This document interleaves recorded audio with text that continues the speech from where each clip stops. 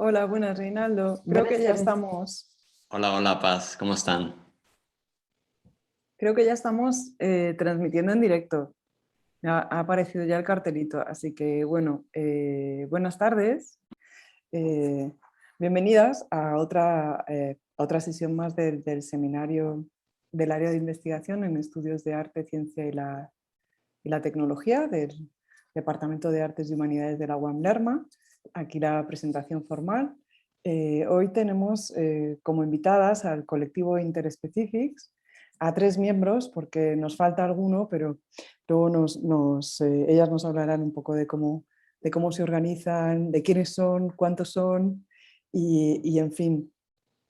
Esta sesión está sobre todo pensada para que podamos conocer en profundidad el trabajo de este colectivo, así que yo comenzaría solo con la definición que tenéis en vuestro sitio web, donde decís que somos una colectividad nómada multiespecie que experimenta con la intersección entre el arte y la ciencia. Adoptamos prácticas híbridas entre diferentes disciplinas y organismos vivos, el conocimiento abierto y la precariedad como desafío. Nuestras líneas de investigación actuales se basan en el uso del sonido para comprender la actividad bioeléctrica de diferentes consorcios bacterianos, plantas, hongos, mohos y humanos, utilizando el do it yourself, del bricolaje y conjuntos de hardware hechos a medida que llamamos máquinas ontológicas. Entonces, a partir de esta definición, pues bueno, comenzar preguntándoos un poco quiénes conforman el colectivo Interspecifics y quiénes conforman el colectivo Interspecific para empezar y cuándo comenzáis a trabajar. Pues puedo comenzar con la pregunta fácil. ¿Ya? Empezamos hace cerca de 8 años, en el 2013, Les y yo. Yo conocí a Les cuando ya tenía también ella una carrera como de 10 años, ¿no? En el mundo del arte. Y, y duramos trabajando nosotras dos solas un par de años, al tercer año, de una forma muy bonita también, porque casi todos los miembros del colectivo se han ido integrando en talleres que hemos dado. Y para las personas que nos han conocido, sabrán que como toda la parte pedagógica, toda la parte educativa de nuestros proyectos siempre ha ido como muy de la mano. Y en el 2016, en un evento que solíamos hacer, el Music Makers High Club, conocimos a Emanuel Anguiano, que después se integró con nosotros. Y unos años después, también en un workshop en Santiago de Chile, conocimos a Felipe Rebolledo, también terminó integrándose con nosotros.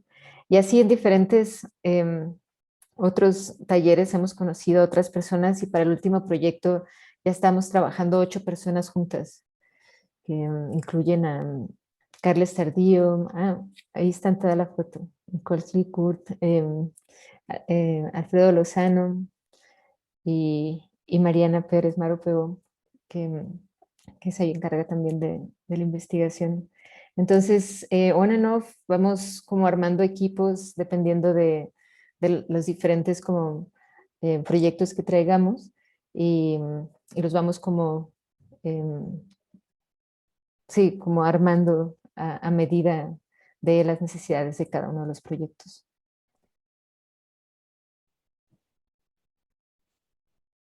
Muy bien, pues no sé si un poco nos queréis comentar sobre los perfiles de los distintos participantes, que me parece importante en la medida que el trabajo en colectivo supongo que también implica pues, coordinar diferentes saberes, compartirlos y ponerlos en juego, que me parece algo muy delicado, muy complicado. Entonces, si un poquito nos queréis hablar de esos diferentes perfiles Yo que digo que vemos en vuestro Felipe, trabajo. perdón, iba a decir que Felipe empezara por contarnos sobre su perfil y ya de ahí podemos luego representar a los que no están presentes. Hola a todos, todes. Bueno, yo soy arquitecto, o sea, tengo formación de arquitecto. Trabajé como arquitecto mucho tiempo y hice muchos años diseño industrial. Y ahora me encargo más que nada, bueno, principalmente de hacer las cosas físicas, todo lo que es prototipado de máquinas o de instalaciones, exposiciones, ese tipo de cosas. Y la parte visual, o sea, programación de visuales, generativos, reactivos, la parte de video también, o sea, toda la parte visual y la parte como construcciones, eso es lo que me encargo yo principalmente. Ahora tengo una, ¿cómo se dice? Una residente, Nicole, no sé pronunciar su apellido. ¿Cómo se ¿Perdón? pronuncia, Palomita? Klingword. Klingworth. Klingword, sí. Que ella es diseñadora gráfica, Ujú. está apoyándome con toda la parte visual también. Desarrolló el booklet del Codex, muy bonito. Sí, igual al ratito presentamos. Claro, luego después de presentar los proyectos para que un poco pues, la gente sepa qué tipo de trabajo hacéis, ¿no? A partir de pues, exposiciones, talleres, actividades concretas, pues nada, concluir solo con ustedes dos. Entonces, Paloma y Leslie, ¿cuál es, un poco cómo definiríais vuestro perfil?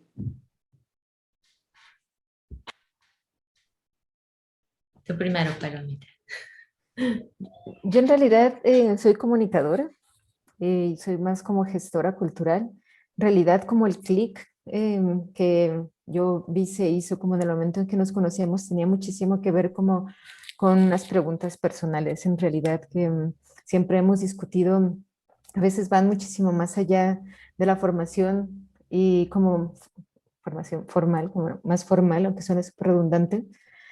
Y luego poco a poco se va, la misma búsqueda va haciendo llevar tu investigación según lo más comprometido que se sea con esa búsqueda, va llevando tu investigación a unos lugares que no te lo imaginaste, ¿no? Sea porque he tenido la teoría de que uno escoge la carrera en una edad muy temprana, sea porque simplemente viraste, ¿no? De línea de pensamiento, tuviste un cambio de vida así abrupto y decidiste otra cosa. Y entonces esa misma búsqueda te va como formando de una manera no formal, ¿no? Que la educación formal fue la formal, la que pasó en la universidad, o si tuviste chance, o diplomados, o cualquier otro tipo, hasta donde hayas podido llegar. Y luego está la otra, ¿no? La no formal, la del autodidacta, la de la búsqueda personal, la búsqueda interna. Pero sí, yo soy una gestora cultural en realidad. Y también está, por ejemplo, el caso de Manuel. Manuel viene más bien del mundo de la ingeniería, de la electrónica, pero buscando un encuentro en las artes, ¿no? Que a lo mejor para la arquitectura es más claro, como en el caso de Feli, tiene como siempre hay una misión más estética, pero en la ingeniería normalmente es como muy aparte, ¿no? Entonces, creo que esa integración de Manuel fue también muy orgánica en ese sentido, que él estaba como también buscando asentarse en una práctica más creativa, y nosotras de alguna manera desde que empezó el colectivo siempre estamos buscando una apropiación de la tecnología a través de esos conocimientos, ¿no? Alfredo Anguiano también es ingeniero, especialista en Machine Learning, haciendo ahorita una maestría sobre filosofía de la ciencia, desde las artes, y también buscando desarrollar proyectos creativos. Carles Tardio Pi, que es nuestro colaborador físico y matemático, músico también, ¿no? Investigador de temas de manera experimental. Mariana, especialista en biología, hace su doctorado en Hong Kong también como con esa dirección de bioarte y microbiología muy definido.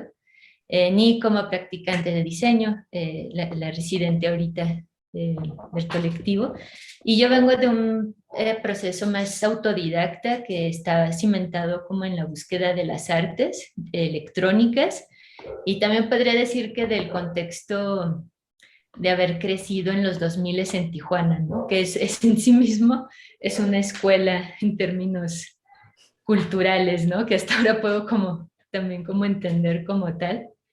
Y sí, pues de desarrollar experimentos sonoros desde hace mucho tiempo y, y pues acá me encargo mucho de la parte sonora también, ¿no? Del diseño de las salidas y pues ir trabajando con cada quien también como sus procesos más individuales y debugging. Ese sería mi especialidad. Así como, vamos a debuguear esto. Ok, pues igual con esto de vuestros perfiles me ha adelantado un poco al, digamos, tercer bloque de la presentación, así que si queréis, para que todo esto empiece a tener un poco de sentido, podemos empezar a ver vuestros trabajos, ¿no? Y bueno, que la gente, imagino que hay gente que ya os conoce y que está viendo la presentación porque conoce alguno de vuestros trabajos y muchos otros que será la primera vez que se encuentren con ustedes, o sea que va a estar, yo creo, muy bonito. Gracias. Pues si les parece, podemos ir a lo mejor cada uno platicando un poquito, por ejemplo, de las partes que estuvimos trabajando en Codex. Tal vez quieres presentar, Paloma, el proyecto en general y luego Felipe puede hablar de la parte visual y así. Claro. Codex Virtualis es la segunda parte, digamos, la continuación de un proyecto anterior que desarrollamos durante casi 3 años, que se llama Comunicaciones Especulativas, que tenía que ver con la formación morfológica de una bacteria muy especial que se llama Paenibacillus vortex. Y de ahí empezamos a pensar cómo si había en una bacteria que parece tan simple, ¿no? Es unicelular, una formación tan compleja y tan llena de comunicación y tan llena de complejidad. ¿Cómo podríamos traducir eso a una forma, a un contexto virtual, ¿no? Es un indicio de cómo podríamos crear vida artificial, pero desde, desde una parte más noble, ¿no? Desde una parte más fácil. Y entonces iniciamos a pensar en Codex Virtualis como una taxonomía de seres virtuales, de entes virtuales, creados a partir de una serie de redes neurales que fueron alimentadas de diferentes formas, ¿no? Y que cada una tiene su forma muy especial. La primera es simplemente una gran base de datos de una organización en Japón que se dedica a recolectar microorganismos y que tiene una de las bases de datos más grandes del mundo. La segunda fue una base de datos ciencia ciudadana que recolectamos de todas las personas que están interesadas en microorganismos en Instagram y otras redes sociales, que además es interesantísima porque a veces suele ser incluso más compleja y más especial que las que están hechas para eso. Y la tercera está hecha con un celular autómata. Para los que no saben qué es un celular autómata, es simplemente un modelado de espacial, un modelo espacial del comportamiento de una bacteria. En este caso era quizá una de las más completas, que es la de Berchan Lenia. Y con esas tres y una serie de lógicas de encuentros, se fueron creando todos estos seres taxonómicos. Quizá tú les puedas contar un poquito más acerca de estos encuentros simbióticos.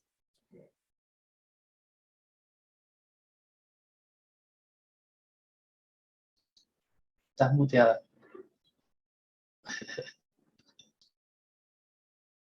Ya, ahora sí.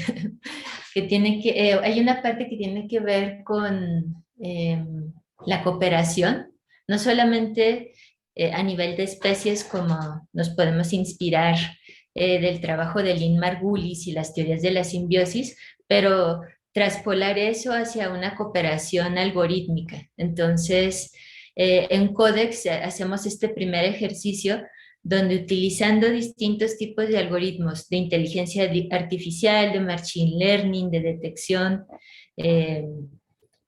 se crea un ecosistema que es ahora sí como el generador de estos organismos, ¿no? Entonces, un poco tratábamos de pensar en la posibilidad de que la simbiosis ocurriera también desde la forma en que se hace la cooperación entre humanos o simbiontes y la manera en que se hace a nivel algorítmico y finalmente el layer de resultados de cómo se crean estos organismos al ser entrenados en redes neuronales y procesados después para conformar una versión tridimensional de esas redes.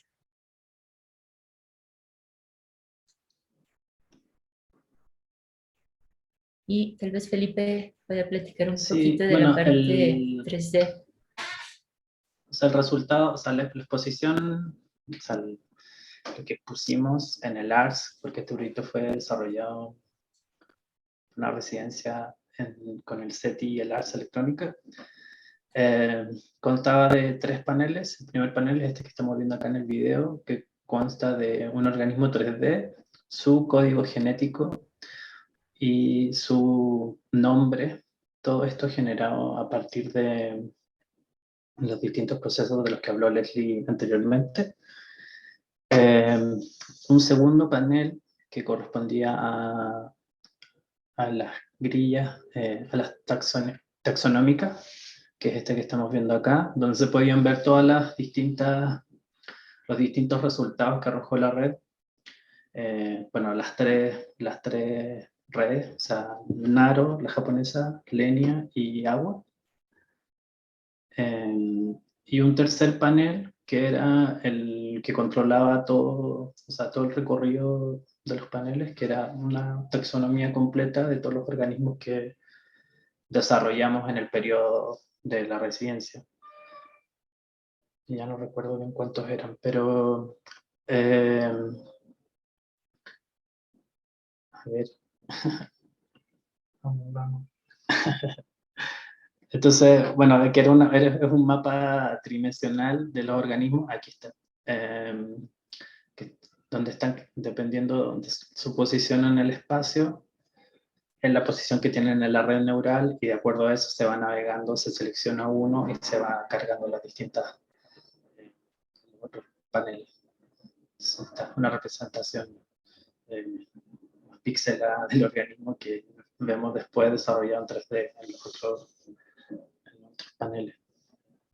Fue bastante interesante porque, bueno, o sea, lo del código genético tiene su propia manera de generarse, se van seleccionando tramos de código y se van pasando por redes neurales también. Y GTP3. GTP3, Sí, que es el que vemos acá a la izquierda. esto es de aquí. Y Emanuel se pegó con los nombres y generó toda una manera de generar, o sea, de nombrar a estos individuos dependiendo de los padres que tenían. Sí. O sea, por ejemplo, ese viene el Pani con el Prococcidipsius bueno, tiene ese habitans. sufijo de habitans. Y Y esto del organismo, bueno, el organismo 3D se hicieron 2 cosas. O sea, primero tiene un cuerpo interior y como pueden ver, también cuenta con una membrana exterior. La idea es que para los proyectos futuros, o sea, porque Codex es un proyecto en 4 fases, esta es la primera fase que se llama Génesis, la segunda es Habitat, la tercera es Emergence y la cuarta es Life, si no me Life, equivoco. sí. ¿Sí? Cada uno con sus distintas como distintos estudios y inquietudes. Y claro, la idea era generar esta membrana exterior que pudiera, bueno, posteriormente reaccionar al ambiente donde se sitúan estos organismos, ya para darle un contexto, o sea, dándole más complejidad al asunto. Sí, normalmente esto que menciona Felipe es como muy común en nuestras dinámicas.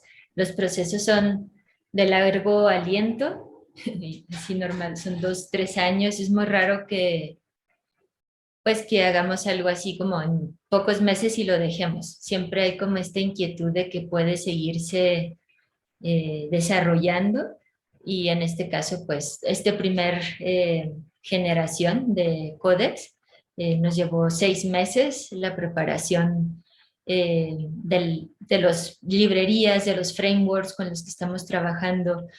También mucho se piensa como un ready-made, porque al final de cuentas utilizar una red neuronal desde las artes, pues es mucho el ejercicio de apropiación de la herramienta, porque el diseño de una red de ese tipo implica demasiados recursos técnicos, económicos, de conocimiento que superan el tipo de trabajo y de conocimiento que nosotros tenemos, pero sí podemos como hacer una readaptación de esos usos.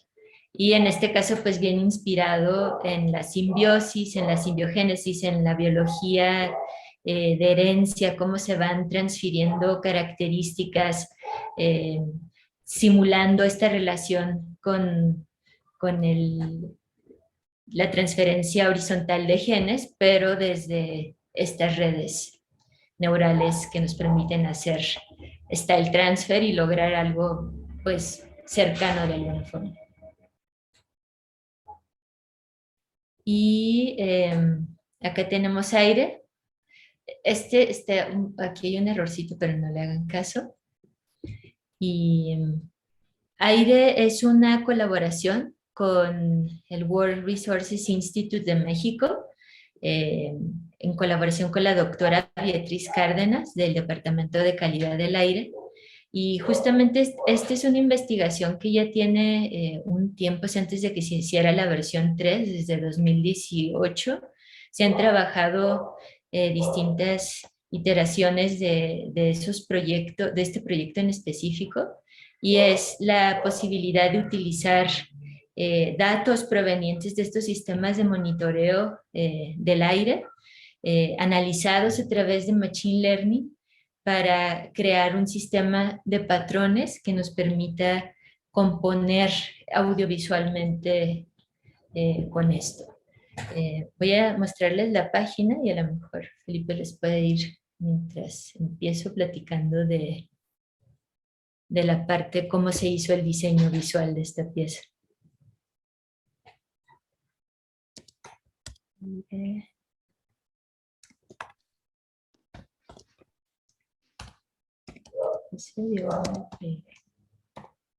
Ahí está. ¿Sí se está viendo? Ahí está, ahora sí. A ver. Sí, se ve. Ahí está, perfecto.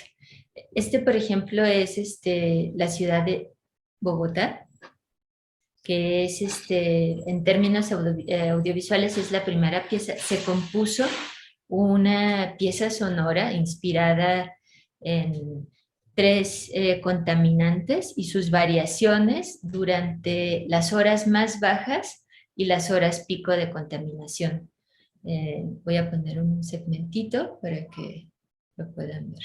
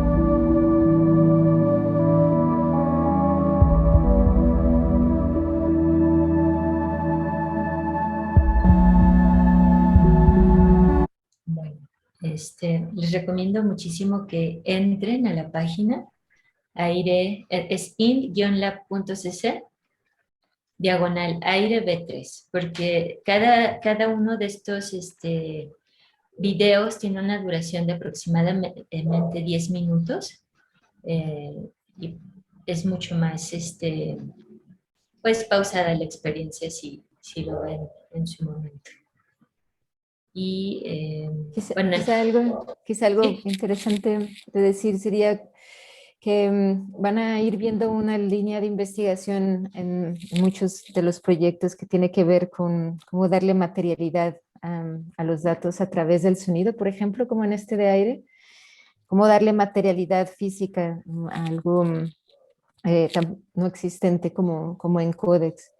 Y esa misma línea va a irnos acompañando. En este caso estamos empezando de fin a principio, pero nos ha ido acompañando de principio hasta ahora en diferentes versiones y en diferentes formas que van a ir viendo, ¿no? A lo largo del recorrido. Sí. Y pues en la parte sonora se utilizó este Machine Learning, que es este que está por acá. Y también en la parte visual todo está mediado a partir de este Machine Learning que va detectando estos patrones de comportamiento de la contaminación, desde una cuestión de señales bajas hasta las saturaciones que se dan a diferentes horas del día. Y esta información fue utilizada para generar este tipo como de herramientas de composición, en este caso una serie de secuenciadores circadianos que son controlados por los parámetros de esos patrones. Entonces toda la música que se escucha y toda la parte visual está mediada por esa información, aunque obviamente las construcciones, cómo suena, qué se ve, cómo se ve, narrativas, son una decisión que nosotros hicimos en conjunto.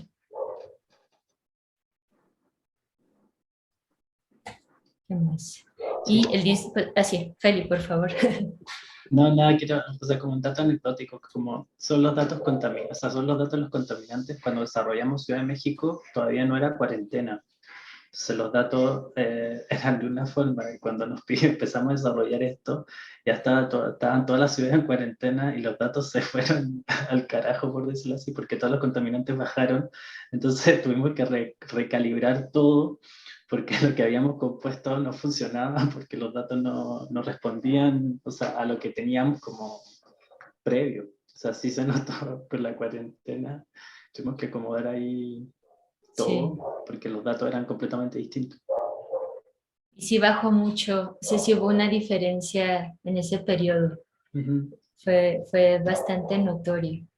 Y sí, pues, por ejemplo, aquí en la construcción visual, todas las piezas siguen esta línea donde se empieza por una navegación aérea de la ciudad, pero es una navegación que se va descomponiendo con el ruido y también se va limpiando dependiendo de la señal, y este tipo de mapeos también donde se ve imágenes satelitales. Tiene una estética, creo, muy sci-fi en ese sentido, y también de alguna manera un poco retro en la forma como se hace ese recorrido de planos continuos, ¿no?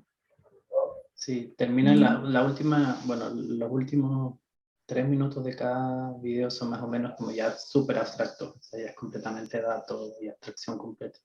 Y parte de una visión muy externa de la ciudad y cada vez se va metiendo más adentro, más adentro, más adentro, y termina la atracción. Está muy bonito verlos. Sí, y el disco se puede descargar desde el Bandcamp de Otoño, que fue nuestro sello colaborador a través de quien se hizo el release de la pieza acá en México. Y está en Spotify también. Ah, cierto, está en Spotify también. Y acá tenemos Recurring Morphine Radio. Palomita, ¿quisieras tú empezar platicando de este? Claro, solo había un request ¿Sí? De Cintia Villagómez, si podíamos hablar un poquito de ensamble terrestre, de memoria esférica, perdón. Ah, claro. Muy bien. A ver, vamos a memoria esférica. Aquí Y está. sí, es muy bonito. La pregunta que nos hace ella es si ella asistió, al parecer, nos pregunta si está disponible todo el archivo de memorias que sí hay. Y en realidad no está disponible, pero voy a contar un poquito de qué se trata para que la demás gente sepa. Y memoria esférica es quizá una de las piezas más sensoriales eh, que hemos hecho y es una pieza en la que hacemos una esferificación, que es una técnica de la cocina molecular con el petricoro, el olor a tierra mojada.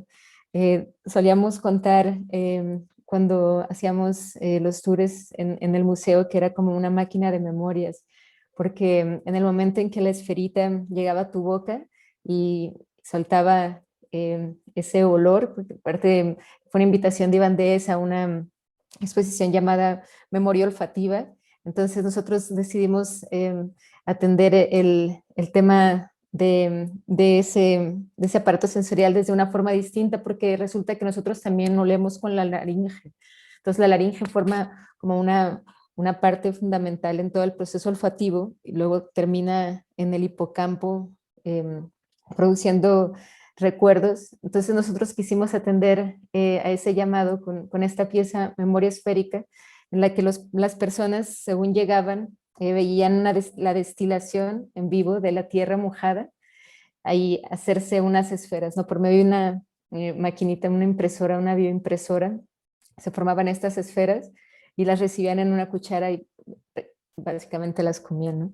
Y en ese momento había un detonante así mágico en las personas que los llevaban a momentos distintos, pero casi siempre súper hermosos, algunos también muy tristes. Inmediatamente, ¿no? Estoy en el en el patio de mi abuela cuando era chica y me acababa de caer y mis primos me estaban echando carrilla, o me recordó inmediatamente a mi madre que acaba de morir hace 2 años y es llanto. Y entonces todas las memorias se recababan en un iPad que estaba ahí para cuando nos fuéramos o estuviéramos presentes. Y sí, efectivamente tenemos una colección de quizá unas cerca de 500 memorias, no me acuerdo cuántas eran, muchísimas de diferentes índoles y todas muy bellas. No está arriba el catálogo porque necesitaríamos como haber pedido un permiso especial de las personas para compartir sus memorias, entonces no era la intención original, por eso no se hizo esa producción, pero hicimos una pieza sonora con algunas de ellas muy bonita y tenemos planeado hacer también una nueva. No sé si los demás quieran contar algo, pero es una de mis piezas más favoritas, la verdad.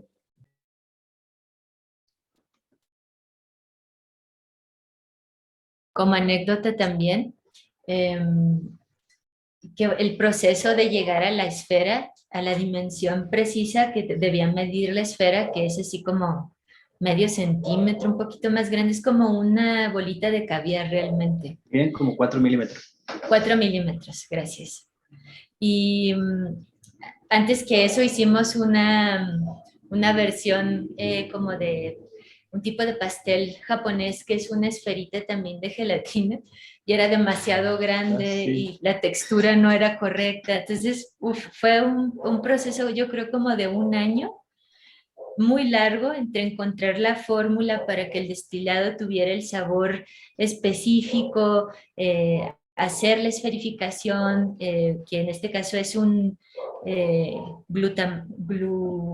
glucoso, ay, se me olvidó, gluconato de sodio y calcio para hacer la reacción, que se hace como una gelatina. Era? No me acuerdo. Cloruro de calcio, sí, para hacer una gelatina así como al contacto, no necesitara temperatura ni nada, porque obviamente si volvíamos a hervir el destilado iba a perder en la segunda parte pues el aroma, ¿no? Entonces fue súper bonito el momento que dimos con la medida y la sensación para que fuera placentera y no fuera un golpe ahí de olores, ¿no? Hay algo quizá también interesante hablando de la formación que mencionabas, Paz, al principio, Y es que en realidad una de las inspiraciones para esta pieza resulta de una de nuestras grandes pasiones, que es la cocina.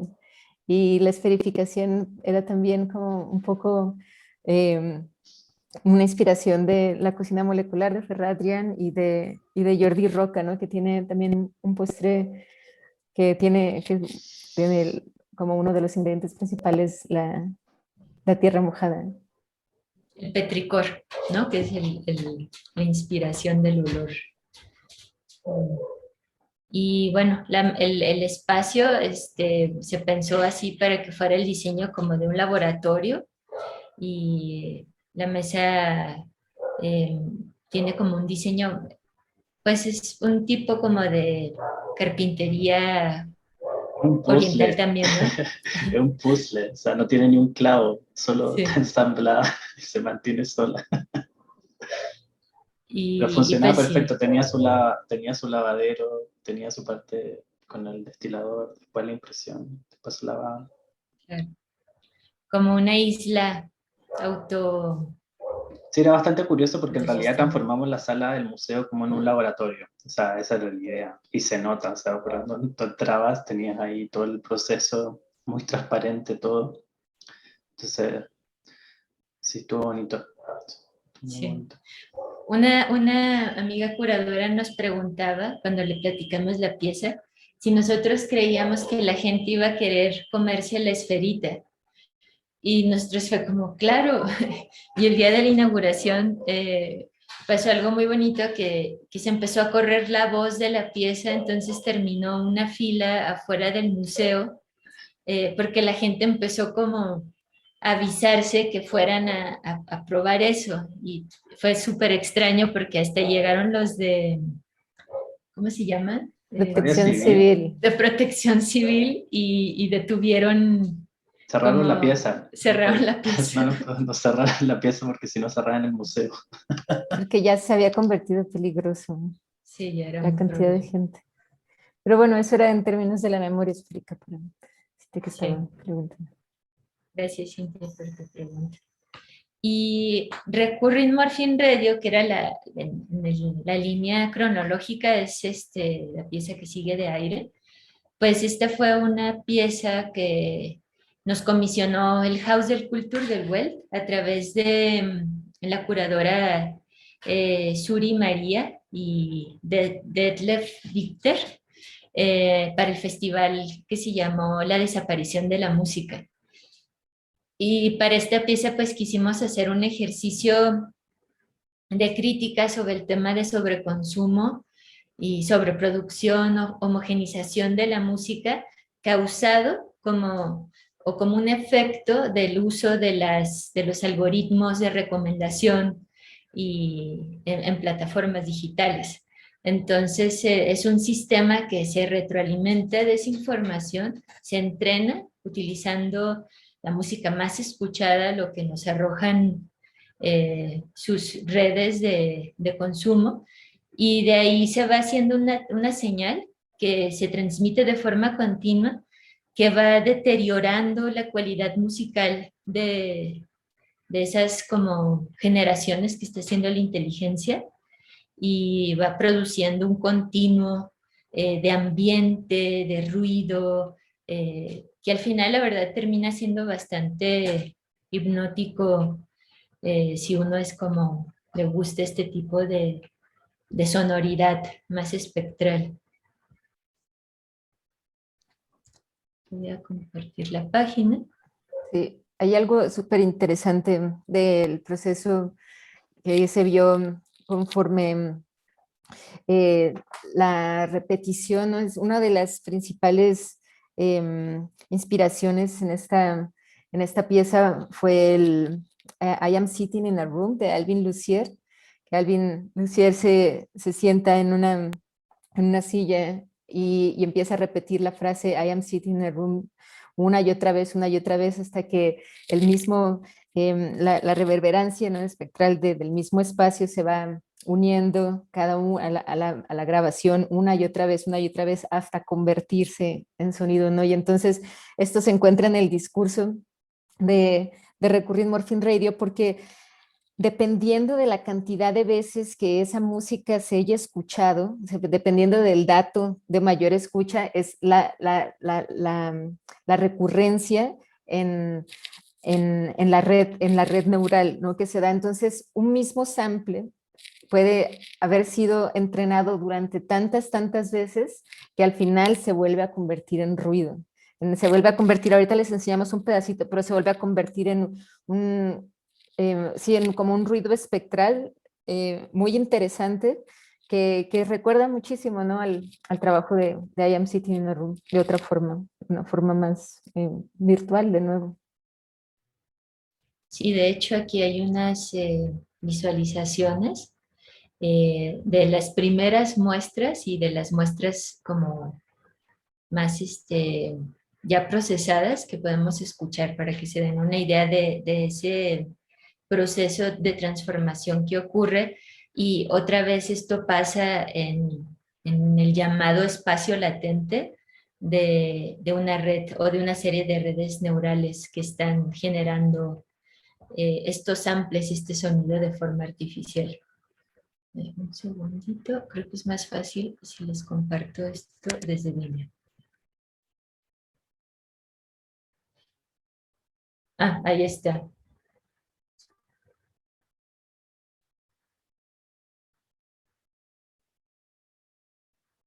Perdón. Sí se escucha, ¿no, verdad? No, tienes que compartirlo, Leslie. Ah, ya para que se escuche. Perfecto. Denme un Sí, que segundo. cerraste una pantalla, pero falta Sí. compartir la pantalla de Vimeo. Acá. Aquí está. Share screen. Aquí. Ok. Entonces, por ejemplo, aquí tenemos uno que es de las primeras generadores de atmósfera, se llamaban estos. Y las primeras visualizaciones eran mucho más como sonoras, por decirlo así. O sea, tenían el espectro, había un cuidado por no perder la onda de sonido per se. Y a medida que fue avanzando el proyecto, se fue también transformando las visualizaciones en cosas mucho más abstractas, pero también o sea, todas responden al sonido, son todas, o sea, son representaciones de lo que está sonando. Un segundito porque no sé por qué no se está escuchando. Además desapareció la función para que se escuche.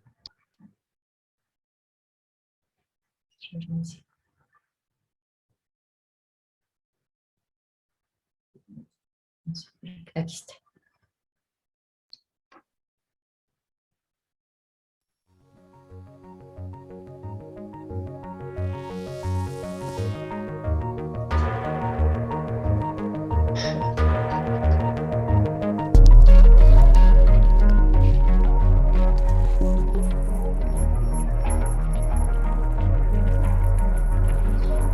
Aquí todavía alcanzamos a escuchar como ciertas características melódicas, tímbricas, ¿no? Que son de la música, pero si empezamos a revisar, por ejemplo, de las últimas generadores, el sonido muta completamente y terminamos en estos formatos.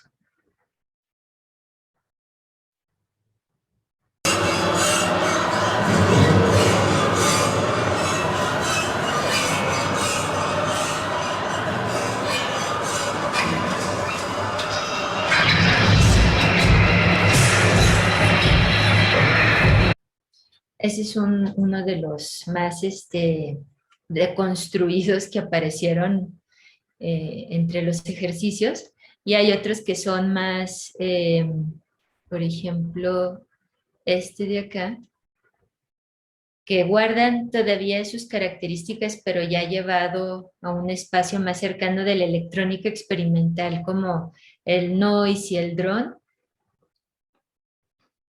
Y se escuchan algo así.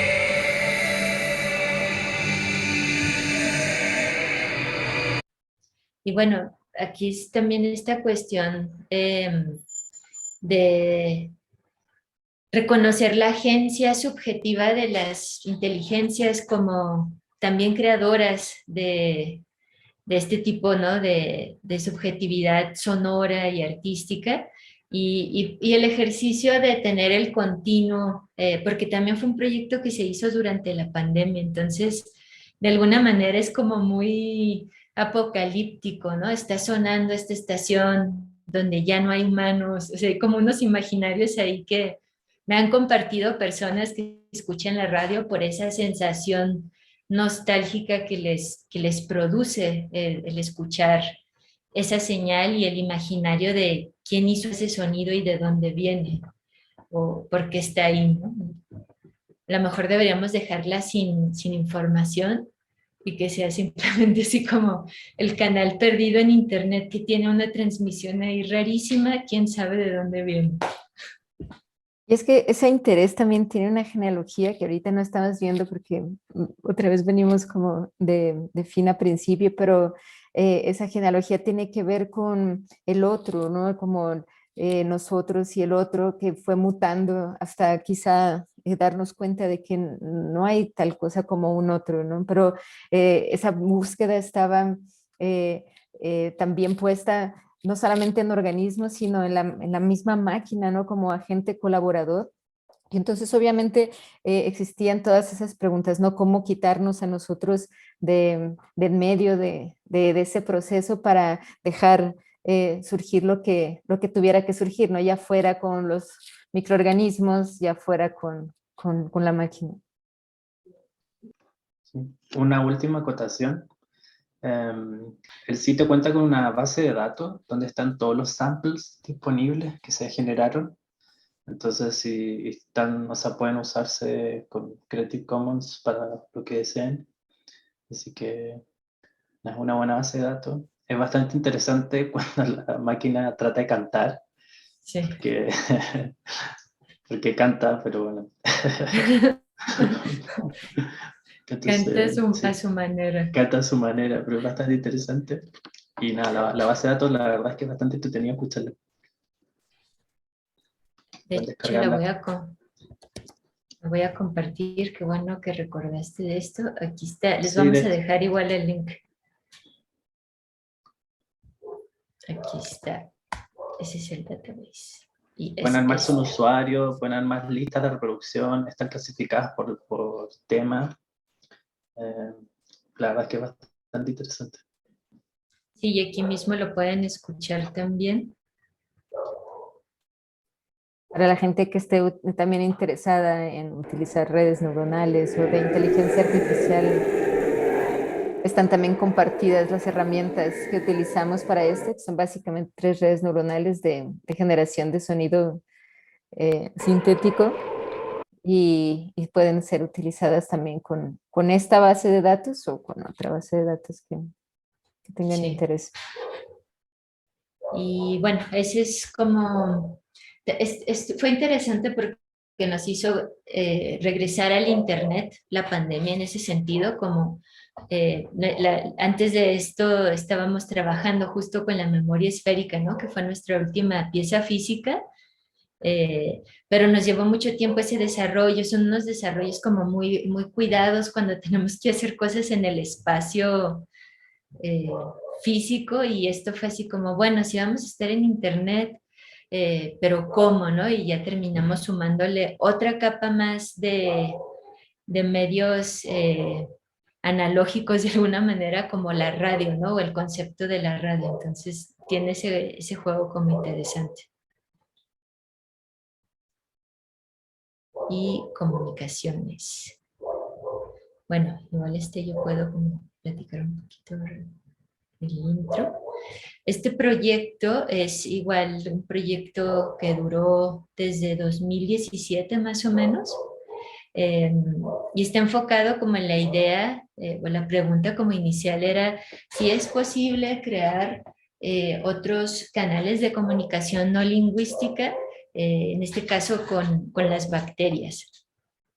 Y pensando otra vez con el sonido como ese puente comunicante y en este caso en la morfología de las bacterias, en los patrones que construyen, en sus características dinámicas, una especie de modelo comunicante. Y para eso se tuvo que desarrollar una serie de microscopios que tienen un sistema de traqueo para seguir estas bacterias Panibacillus vortex, que son mótiles y tienen un tipo de formación de patrones que puede ser visto en timelapse como movimiento. Entonces, ahorita les vamos a mostrar una... Si quieres, puedo Mira. compartir la pantalla. ¿Quieres? Ah, bueno, sí. Para que adelante. sigas tú. Súper. Y en ese movimiento, alimentando también a una inteligencia artificial para entender esa emergencia de patrones, ¿no? Y la inteligencia artificial y el machine learning surge como una especie de sustitución al problema que habíamos estado como encontrando de cómo la observación humana sobre los fenómenos termina modificándolos o termina dándoles un curso definido. Entonces la pregunta acá era si en vez de ser observado por nosotros, estos organismos son observados por un sistema de computación, de visión por computadora, va a llegar a lo mejor un punto donde terminan los sistemas aprendiendo, retroalimentándose uno con otro. Y igual si quieres compartir el video de compilatorio donde viene lo de los conciertos. Creo que es el primero. Ajá. Aquí podemos ver ya esa construcción. Creo que le tienes que poner Share Sound cuando compartes el video.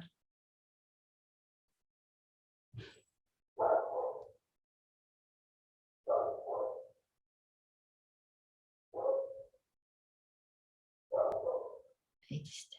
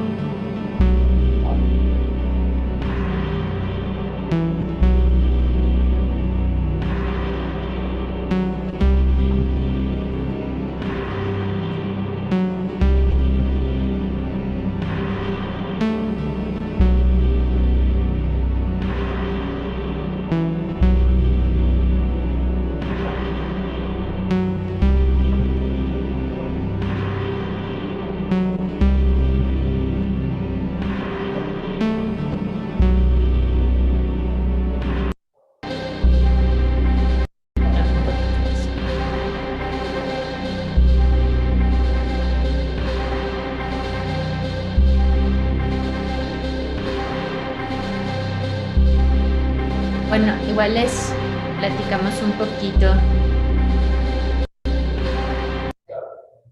Ahí está. Sí, igual les platicamos un poquito de qué estaba pasando ahí.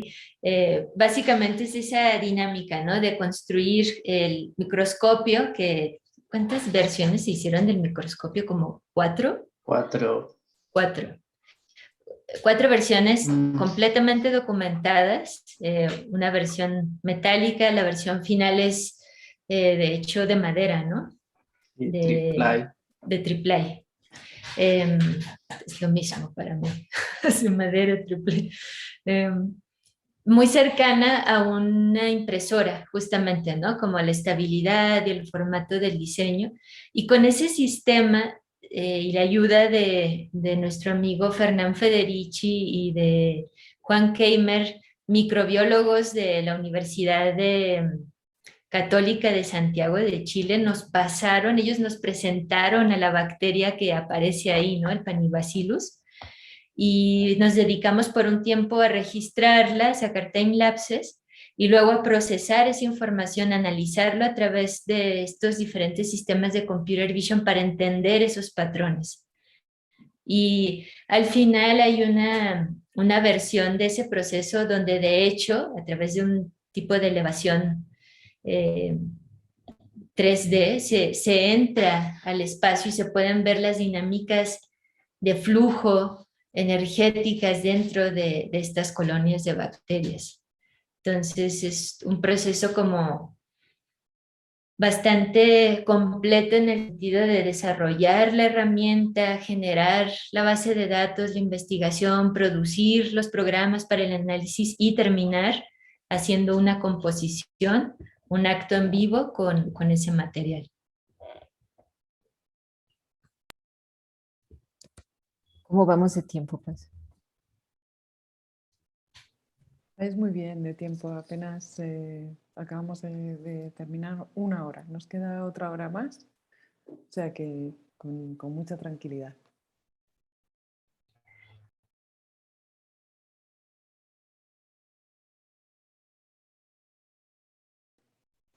Tienes, Leslie, tienes apagado el micrófono. Que estábamos entonces en Codex, comunicaciones. De comunicaciones cronológicamente estaba antes memoria esférica, y otro proyecto muy querido que son en esta línea.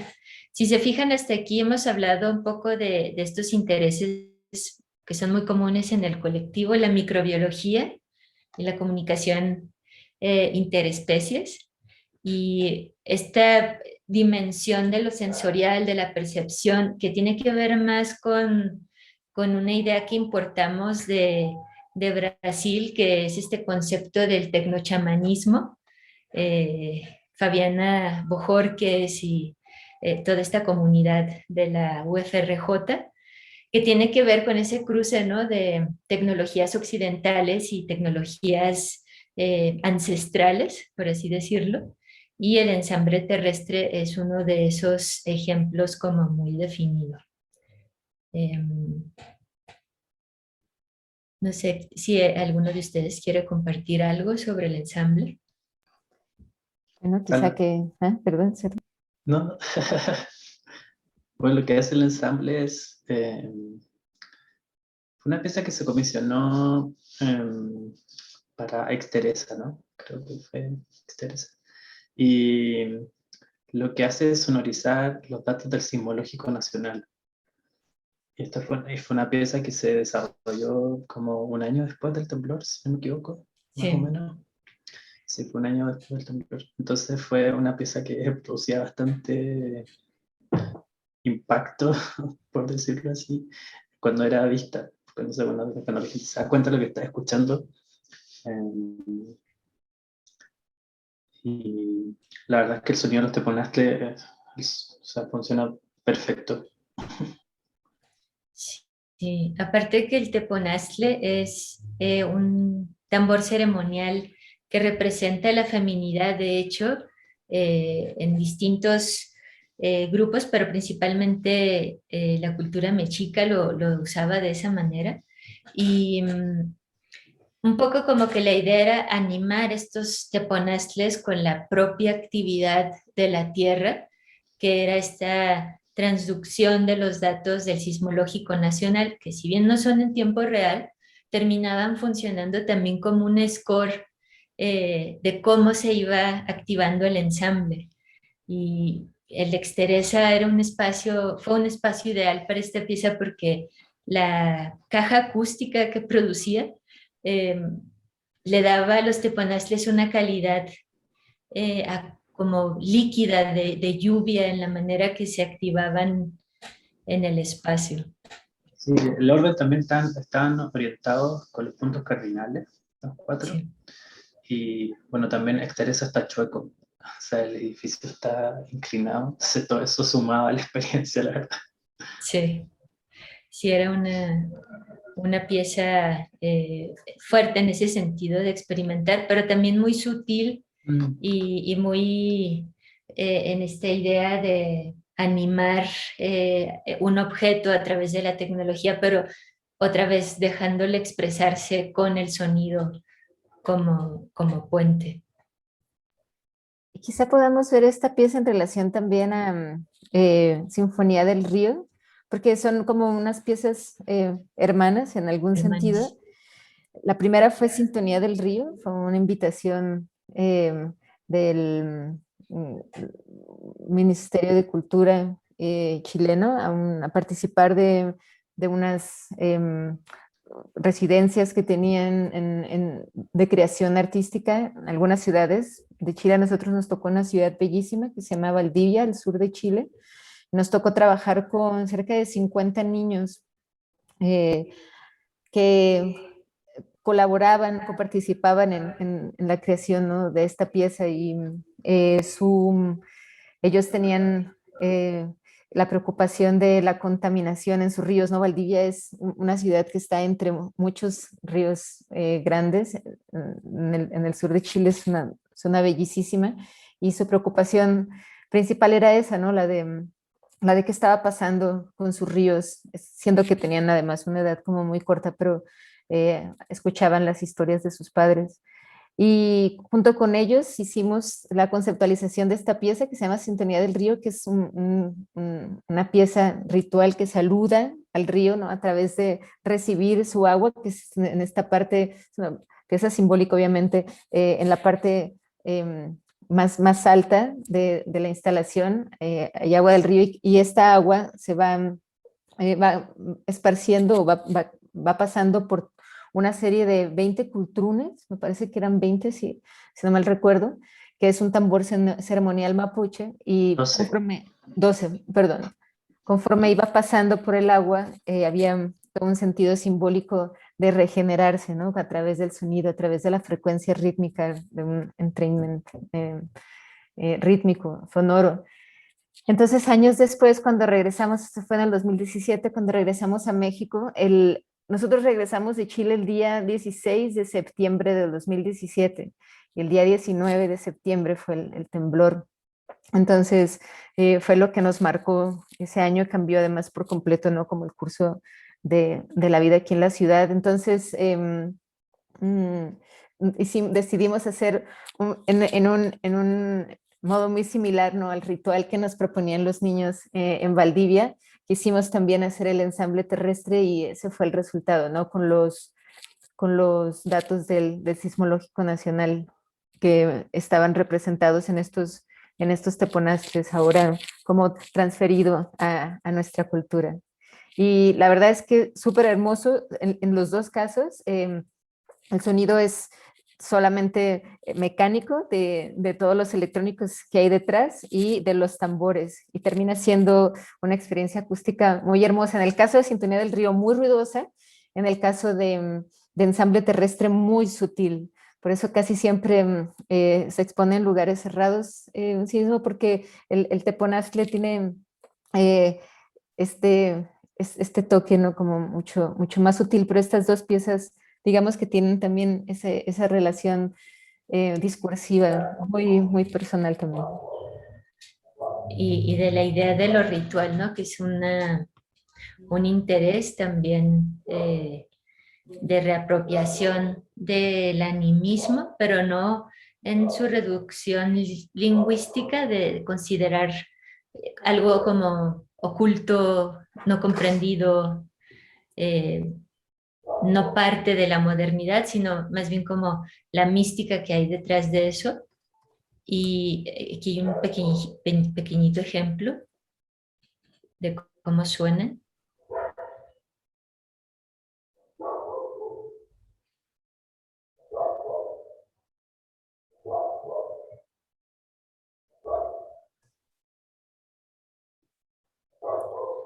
No se oye.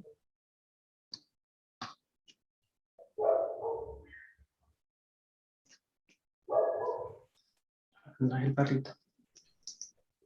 Y, No se escuchó. ¿no se escuchó? No. No. No. Solo un Mira, perro que no sé por qué ahora. y está compartido el sonido. Qué raro. A ver, Solo otra se escucha vez. el perrito. Bueno, A eso ver si pasa. ahí se escucha. Se han librado de una obra que está teniendo lugar aquí al lado, afortunadamente por la hora, pero si no hubiéramos tenido también acompañamiento. Ya sé, a ver ahí. Sí, ¿no? Ahí se ve, pero no se escucha. Ah, bueno, ya me está superando el Zoom aquí, pero bueno, de verdad era un sonido muy bonito. Cabe mencionar, los cultrunes fueron hechos por artesanos de la zona de Los Temuco. Ríos, en Temuco, y fue el primer proyecto con el que colaboramos con Felipe, ¿no? Ahí fue nuestro primer encuentro en la lluviosa ciudad de Valdivia después del taller. Estuvimos ahí en unos Los climas peores meses del año. invernales, mucho frío, pero muy mágico lugar y creo que la pieza que resulta, que además es este laboratorio colaborativo, a lo mejor para si lo logra. Ahí está.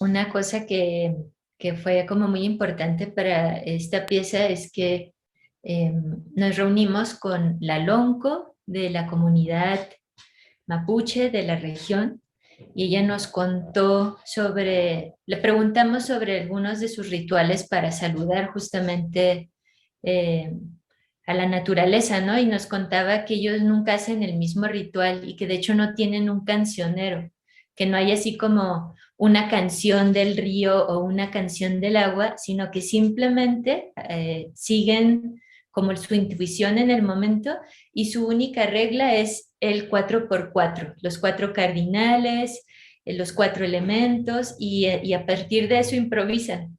Entonces, nosotros pensamos en que el modelo, el sistema, hiciera lo mismo. Entonces, cada cultrún está improvisando en diferentes momentos bajo esta lógica de 4x4 que pues cuando uno escucha la música mapuche es muy parecida al jazz en ese sentido, muy interesante, los cuernos, los sonidos, la forma en que se va construyendo la dinámica es definitivamente de un sur que no nos es cercano a las prácticas rituales de las culturas del norte y fue muy, muy sorprendente para nosotros.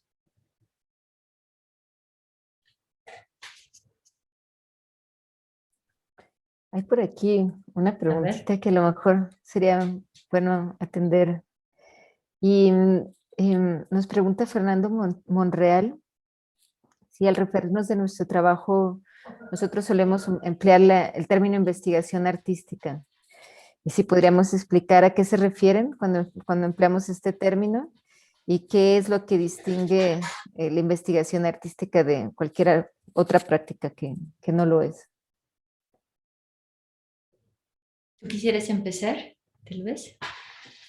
Sí, en realidad sí lo llamamos investigación artística porque creemos, o sea, en el sentido personal, ahora les voy a compartir unas lecturas, ¿no? que abordan esto como de manera muchísimo más formal, pero en el plano personal hay una necesidad de indagar en esos fenómenos, ¿no? Es de indagar de una manera consciente, de una manera también comprometida, sobre todo. No es la inspiración no viene de una mera, de un deseo, por ejemplo, estético o de otra, cualquier tipo de inspiración estética, sino viene de ese de ese deseo de de indagar sobre un fenómeno, sobre una pregunta, sobre un deseo, podría ser. Entonces nosotros le llamamos investigación artística y nos adscribimos a esa práctica porque la investigación artística, y hay un texto bellísimo de Julian Klein que se llama, que dice precisamente que la pregunta no es qué es la investigación artística, sino cuándo es una investigación artística. Y una investigación artística es precisamente, él hace todo de hecho, explica de una manera desde la lógica, ¿no? Porque la investigación artística, cuando se vuelve también una investigación artística, pero en realidad lo que él explica es que cualquier tipo de práctica puede ser artística, ¿no? Siendo que está impreso en la búsqueda en ella. Y eso es en lo que nosotros nos basamos para decir que esto es una investigación artística, porque está impresa la búsqueda y la indagación en la práctica misma. Entonces, tiene los mismos pasos, digamos, formales de una investigación que tienen que ver con sistemáticamente llegar a la respuesta de esta pregunta por medio de la práctica, por medio de una elaboración sistemática de preguntas, de una serie de preguntas que se van respondiendo. En este caso se responden y no se responden a la vez, se vuelven a responder de manera distinta después, ¿no? Y esa búsqueda sistemática se ve, ¿no? Se muestra en la pieza misma, ¿no? Y por eso el conocimiento abierto, por ejemplo, para nosotros es tan importante. Cada una de nuestras piezas siempre va acompañada de una serie de toda la serie, ¿no? de procesos, metodologías, herramientas, que vamos incluso con errores, ¿no? Para que la gente que lo quiera reproducir no vaya a caer en los mismos errores que nosotros caemos, ¿no? Y aquí vemos, por ejemplo, un poco toda la metodología que normalmente utilizamos tanto en el desarrollo de una pieza como en particular, como en el desarrollo general, ¿no? De toda la conceptualización y todo el proceso discursivo de cómo vamos a ir comunicando qué pieza, cuándo y cómo vamos haciendo estos entramados como de años entre una pieza y otra, cómo los vamos también distribuyendo en términos de una experiencia comunicante para el espectador, porque como pueden ver, la cantidad de información que sale de cada uno de estos proyectos es abrumador en algunos casos. Recientemente tuvimos una plática muy hermosa con Nicola Tristot, que es una curadora de hace muchos años especializada en proyectos de arte y ciencia, y hablábamos con ella, ¿no? Como esta preocupación de qué tanto comunicar, hasta dónde ser didácticos, qué tanto compartir de esa investigación, ¿no? Tan profunda que se hizo. Y al final, pues nosotros hemos tomado decisiones, ¿no? que tienen que ver también obviamente con la experiencia artística en el museo, que tienen que ver con la experiencia de compartir algo, por ejemplo, en línea, ¿no? Dependiendo del medio, dependiendo del contexto en el que se comparte. Pero como verán aquí, el camino, ¿no? de esa indagación tan sencilla que puede empezar con una simple pregunta, ¿no? Es como las plantas piensan, las plantas sienten, las plantas se pueden comunicar, una bacteria se está comunicando a través de su morfología, sí o no, empieza a convertirse en un entramado de procesos teóricos, de líneas teóricas, ¿no? De herramientas, ¿no? Y se van empezando también a diseccionar, a discriminar, igual que en un proceso de investigación científico más como los más conocidos. Ahí tenemos toda una teoría, Sí. ¿no? Detrás de eso, que podría estar hablando yo ahora Sí. acerca de eso. Yo también quisiera compartir algo sobre esa, o sea, como responder esa pregunta justo ahorita que estamos dando una clase, se hizo una pregunta similar y tiene que ver con la forma holística de abordar el conocimiento humano, que no solamente se enfoca en la ciencia o en la ingeniería, sino que toma el diseño y a las artes como parte de ese círculo de generación de experiencia y conocimiento. Entonces es como una de las definiciones de la investigación artística, tiene que ver con esa búsqueda transdisciplinaria de dejar el sesgo de la especialización y abrirse hacia esos espacios compartidos, colaborativos de la transdisciplina, sumado a todo esto que comenta Paloma, ¿no? De la documentación y todos esos procesos. Y realmente al fondo podría ser que no hay distinción, como desde el pensamiento de Kuhn, entre si es una investigación artística o si es una investigación científica. Es una investigación y está persiguiendo la generación de un conocimiento que para nosotros partió de la pregunta principal, que es ¿qué es la realidad? Y tratar de responder esta pregunta nos hizo emprender un camino de búsquedas que se va derivando en cada una de las piezas con las que trabajamos.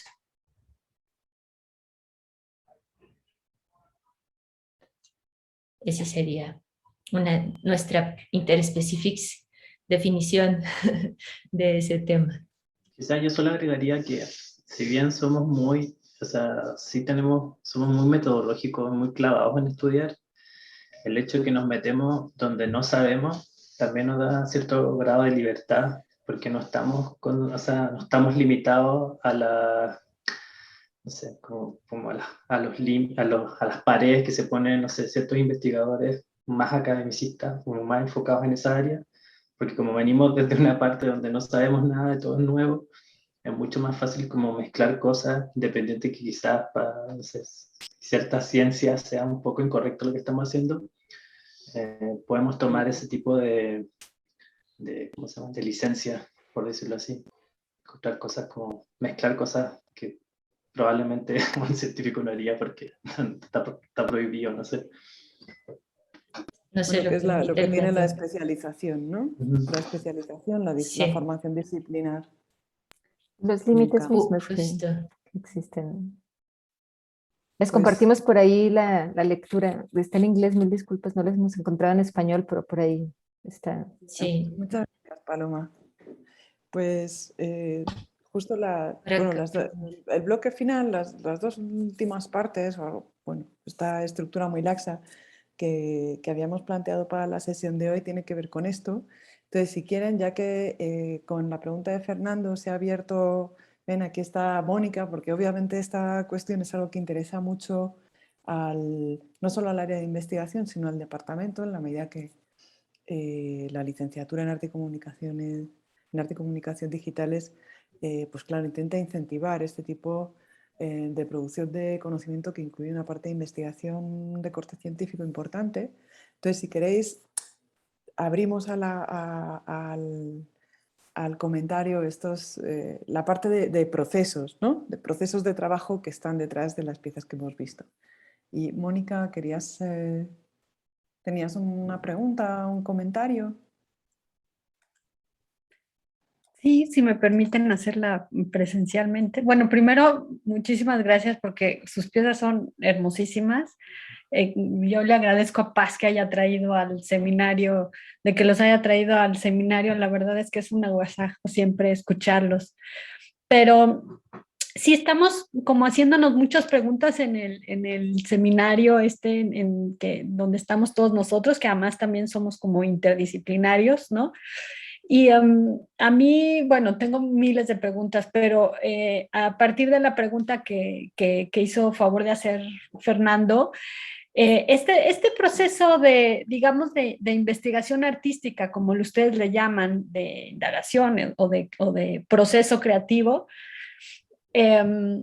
digamos, lo hacen también las personas que también trabajan como individuos, o sea, sin ser colectivos, ¿no? Hay como gentes también que trabajan interdisciplina y que que firman como autores, pero que trabajan con un colectivo atrás que contrata, ¿no? Pero ustedes son un equipo o sea, así se definen como un colectivo. Sé al menos, por ejemplo, que ustedes también han hecho trabajos de manera individual y también trabajan como colectivo. Entonces, me gustaría que nos pudieran platicar si detectan estas sutilezas de diferenciación de trabajo colectivo dentro de esta, al momento de hacerse estas preguntas de investigación, que cuando lo hacen como individuos, ¿no? Si hay diferenciación o no hay diferenciación, o no sé, el trabajo de las sutilezas de un colectivo que cuando no lo es, ¿no? En todo este proceso. No sé, ¿qué podrían comentarlos, además de agradecerles? Y Gracias. bueno, de todas maneras, por otro lado, esto de las memorias esféricas, luego me encantaría hablar con ustedes para ver si puedo trabajar con las memorias colectivas, estas que han recolectado, porque es parte de un proyecto de investigación que hago. Pero eso es otra cosa y ya les preguntaré y me comunicaré con ustedes de manera más personal. Y bueno, y gracias por estar con nosotros. Gracias, Mónica. Pues yo creo que esta pregunta deberíamos contestarlo cada quien desde cómo vive su vida en el colectivo.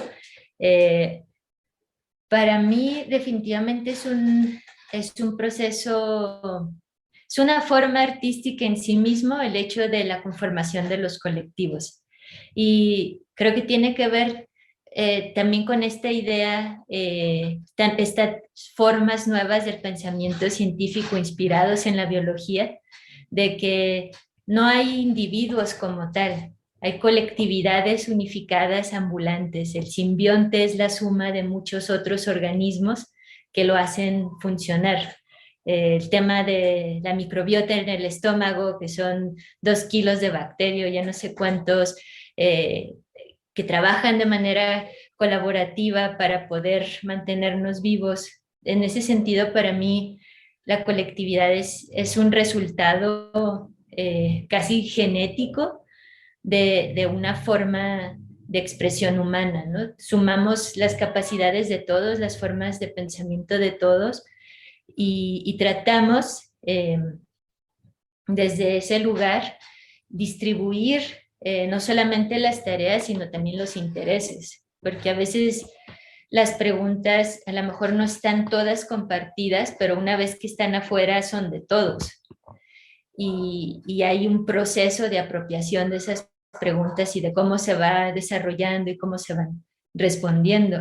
Y pues a veces creo que hay todo un tema en las artes sobre la autoría, que también hace que mucha gente prefiera como buscar por firmar de manera individual, aunque trabaje con equipos detrás, pero es, digamos, su idea, ¿no? Y a lo mejor en ese sentido la idea tiene para ellos un peso.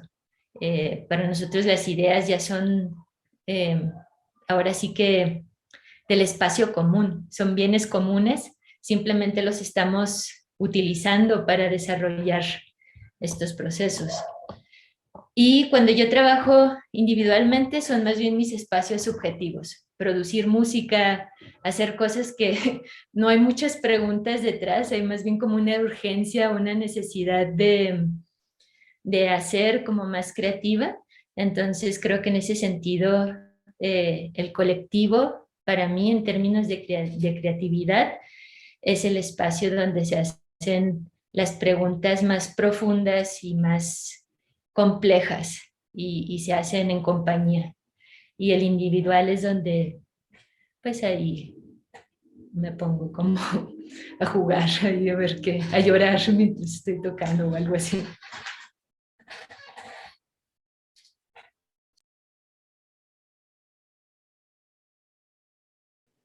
Felipe, Paloma. Ya hablé mucho antes. A ver, voy yo.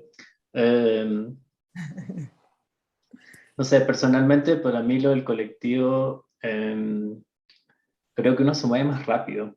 O O sea, porque están todas estas preguntas, pero también están todas estas cabezas, y son cabezas que vienen de distintas partes, entonces eh, es más fácil avanzar. O sea, porque es como tener, no sé, como una biblioteca abierta, o sea, como tú sabes mucho de esto, tú sabes mucho de esto, tú sabes mucho de esto, tú sabes mucho de esto. Entonces es mucho más fácil como decir, ah, ok, de acuerdo a lo que dices tú, lo que dices tú, más o menos por aquí va la cosa. Entonces mucho más, según, o sea, personalmente, siento que avanzamos mucho más rápido Es así. más, O sea, es mucho más es rápido. curioso O porque, sea, perdona, bueno, Felipe. No, digo que me gusta esa manera de verlo porque normalmente el producir este tipo de trabajos, producirlos uno mismo, o sea, los procesos de trabajo son mucho más lentos que si la pieza es por encargo, ¿no? Donde, ujú, digamos, tienes un equipo que está trabajando para ti dentro de unos plazos preestablecidos, de manera que los artistas que trabajan de este modo producen piezas a una velocidad considerablemente mayor. Aunque la manera en la que tú estás planteando el trabajo en colectivo me gusta mucho porque ciertamente que hay una agilidad en el proceso cualitativa que no tiene que ver con esta cosa de producir la pieza muy rápido y en tiempo para esta exposición y luego producir para la otra y luego producir no, para la otra. Y no, no tiene, sí, porque, no, o sea, bueno, me ha sorprendido, digamos, porque era algo que era lo que... no, pero también, o sea, también quiero poner como la nota de pie, o sea, porque esto no funciona a nosotros, o sea, también creo que es muy difícil, o sea, generar esta comunidad, o sea, como nos relacionamos nosotros, porque también, claro, o sea, sí somos compañeros de trabajo, pero también somos familia, entonces es una cosa que ya trasciende solo el trabajar para una sola cosa. Entonces también ese sentido de pertenencia y como de entender que al final que estamos todos remando para el mismo lado, también facilita esas cosas. Ahora, no siempre se da, y yo creo que también por eso el colectivo no es que haya crecido así, no es que crezca exponencialmente, sino que son procesos muy lentos y de mucha asimilación, porque, claro, o sea, existe una lógica de trabajo que, claro, si funciona con alguien, perfecto, para adentro, vamos. Pero si hay gente que no calza o como que no, o sea, bueno, ahí no se puede hacer nada. Entonces, también creo que va un poco de la mano. O sea, por un lado, eh, tenemos intereses en común, siento yo. Y estamos apostando a una cosa, qué sé yo, pero también, claro, entendemos que, bueno, que somos todas personas distintas, con todos conocimientos distintos, y que, claro, que tenemos que cuidarnos entre todos, básicamente. O sea, es una cosa como o sea, es un dar con un recibir muy, ¿cómo decirlo? O sea, como desinteresado, podría decir la palabra. Cuidados mutuos. Sí, cuidados mutuos. Entonces, claro, si entras en esa red de cuidados y no te aprovechas, ya vamos, vamos. Pero si en un momento que alguien empieza a hackear o así, Oh, Felipe, te quedaste, no sé si solo para mí, muy No, sí, difícil. No, pero para todos. no, la se imagen, frició. sí. Ah, Sí, yo ¿cuánto he lo has llegado estado? incluso a pensar que el colectivo es como una pareja, en el sentido en el que si cada uno de los miembros no tiene que compartir, se acaba. Entonces, es por eso también que hay una palabra ahí que nos hacemos llamar un buro, pero, y mucha gente nos ha preguntado como, pero ¿por qué buro? Y es que en realidad cuando elegimos escoger esa palabra es porque es un colectivo de colectivos, es como un despacho de despachos, porque cada uno de los que conforman tiene su propio despacho y tiene su propia práctica, casi, o sea, la mayoría de todos, la mayoría.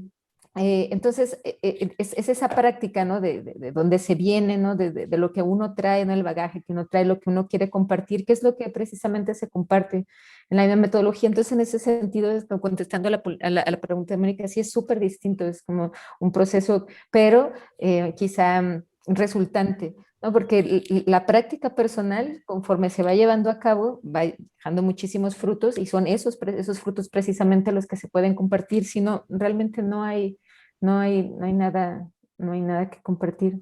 Pero sí es Sí. también un espacio de mucho choque y es para mí completamente normal, ¿no? No, si no habría choque, tampoco habría tantas ideas, ¿no? Y tanto el proceso mismo creativo, ¿no? Entonces, es un espacio que se vive de, de compartirlo todo, de compartir lo que se creó en el proceso personal, de compartir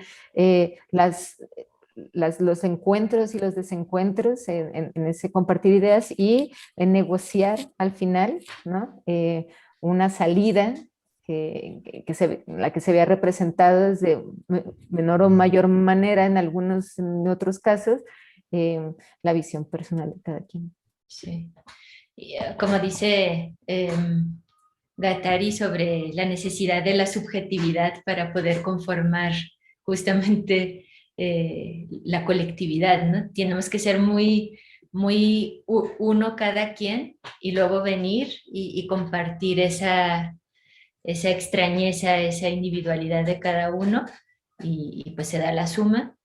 Y la verdad es que de alguna manera u otra creo que es un poco el futuro de muchos procesos, ¿no? No solamente en el arte, pero se ve claramente, ¿no? Justo eso que decía Felipe, la calidad el pensamiento de los grupos científicos que trabajan por 7, por 14, simplemente vivir en un mundo donde hay más científicos trabajando juntos que nunca antes en la historia, o más artistas trabajando juntos, es como parte de ese proceso de colectividades.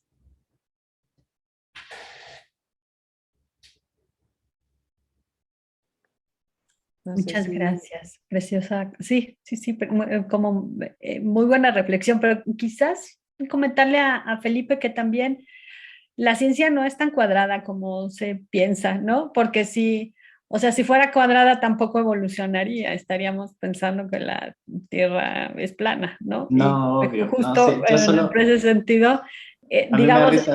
también hay arrojo en cualquier proceso creativo e inclusive, digo, por algo ustedes como material de trabajo tienen ese arrojo y por algo se llaman investigadores y utilizan, ¿no? Y eso a mí me parece bien bonito porque se va mezclando el conocimiento y van teniendo también como arrojo de ideas y propuestas y eso es una delicia.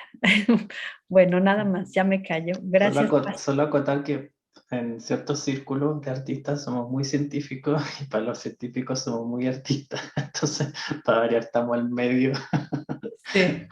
generando discordia. Eso es cierto. Y también es cierto eso de que no, de hecho somos muy cercanos, nuestros grandes colaboradores siempre son científicos, porque también tienen estas preguntas y luego es como, sí, yo también había pensado en esto, pero a lo mejor el método científico no les permite tanto preguntar lo que nosotros podamos hacer desde las artes, ¿no? Y creo que al final esa es como la gran distancia, pero al final hay un respeto ahí muy mutuo importante y el sueño de que un día se diluyan esas áreas de especialización y simplemente reine la generación del conocimiento y la investigación y ya no hay etiquetas. Utopia.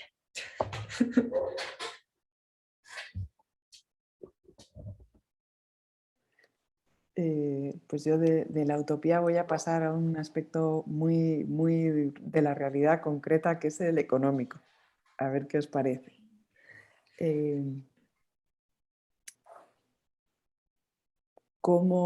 La pregunta sería, pues bueno, que platicaseis un poco cómo sustentáis, ¿no? El tipo de financiamiento que conseguís para proyectos como estos.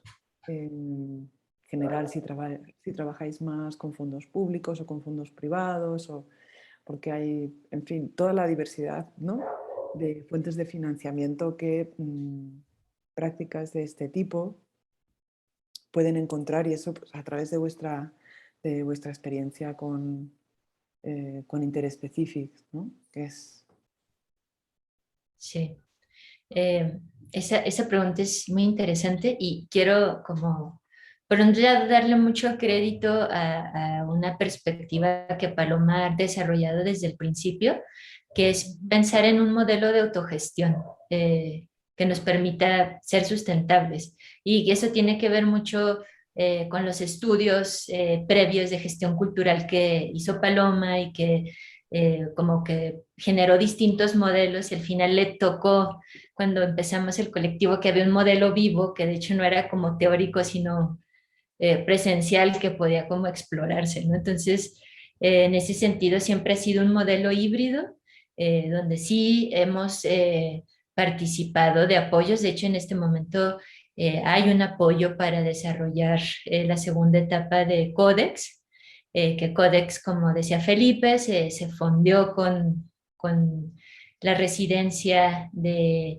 SETI por inteligencia artificial de Arts Electrónica y se está planeando un segundo delivery, una segunda entrega con el Laboratorio de Arte Alameda con el apoyo del FONCA.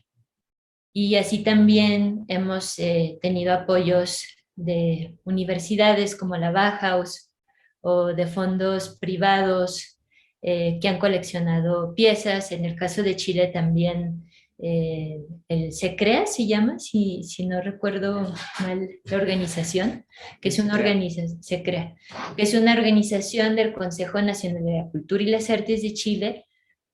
Nos contrata para hacer este laboratorio, para producir la pieza y ahí también hay una parte de fondeo para esa realización, ¿no?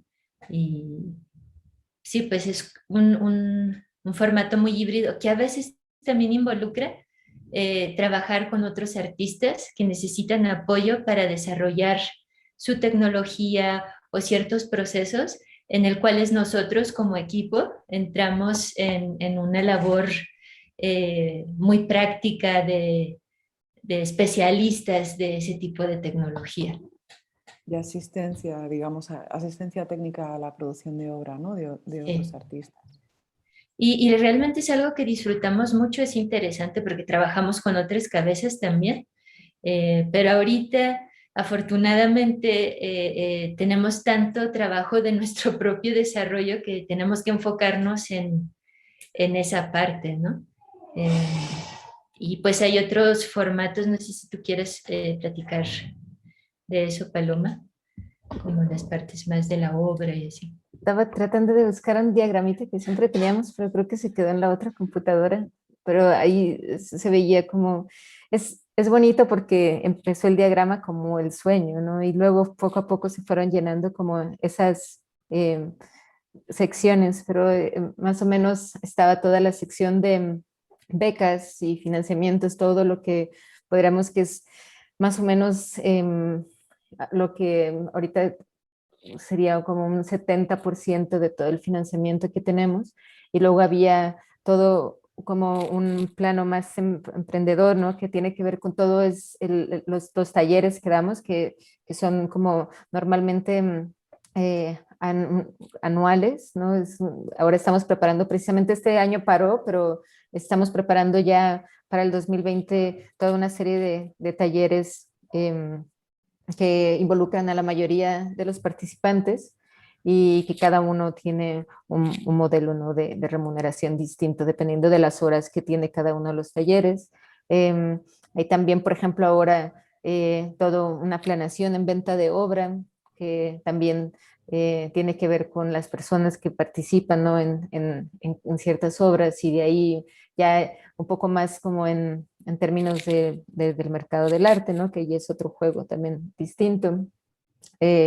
Y como decía Les, también como un estudio de producción, no solo para artistas, podría funcionar para cualquier persona que necesite desarrollar o incluso consultoría en el desarrollo de proyectos artísticos. Entonces, entre todas esas, a veces una menos, a veces una más, según lo que va dictando la vida. Hasta cocina hemos hecho como Así, medio de también, subsistencia. También.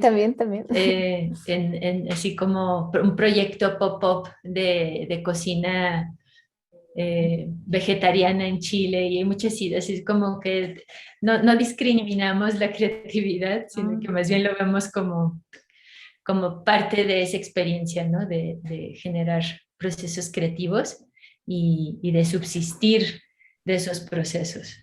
Sí. Sí, que es una parte muy, muy importante, ¿no? Poder ser autosuficiente.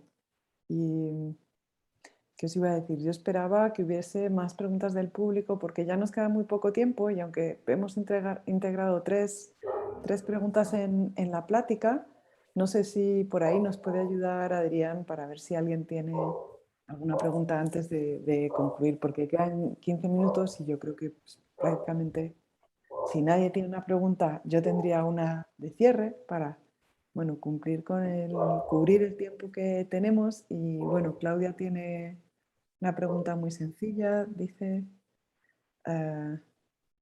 ¿cómo conciben la participación del espectador? ¿O cómo lo denominan ustedes? ¿Interactor? Bueno. Sí, esa es también, es buena pregunta también. Ya hablábamos de las máquinas ontológicas y en ese sentido, o sea, como que desde el principio siempre imaginamos un poco nuestra práctica como más cercana a la de un filósofo o un físico experimental, que se encarga como de montar estos pequeños dispositivos para probar, ¿no? Como que existe la fluctuación de iones entre dos bacterias, ¿no? Como ese tipo de cosas muy específicas, pero da la casualidad de que estos experimentos pues realmente son nuestras piezas y que esa experiencia ontológica es el espacio que le estamos dando al espectador de que tenga la posibilidad de construir su propia relación con el fenómeno y tener una experiencia con ese fenómeno que estamos observando. Entonces, en ese sentido, las piezas pues varían mucho. A veces son este tipo de rituales que requieren más de una observación, de atender la interacción de la materia con los dispositivos, no tanto su interacción. Y muy pocas veces, de hecho, utilizamos el dispositivo de la interacción como modelo. Nos gusta más el término de Karen Barat, intracción, que refiere al hecho de que estamos conectados, entonces simplemente hay un interflujo de experiencias que me recuerda a la cibernética de segundo orden, un grado de influencia a través de las piezas y hacia los espectadores, ¿no? Entonces ese sería como una de las narrativas, pero constantemente estamos hablando del espectador. Hoy, de hecho, en una reunión que tuvimos sobre una pieza que estamos diseñando, cerramos en eso. Vamos a pensar cómo queremos que sea la dinámica con esos espectadores, con esta pieza, con este discurso en específico.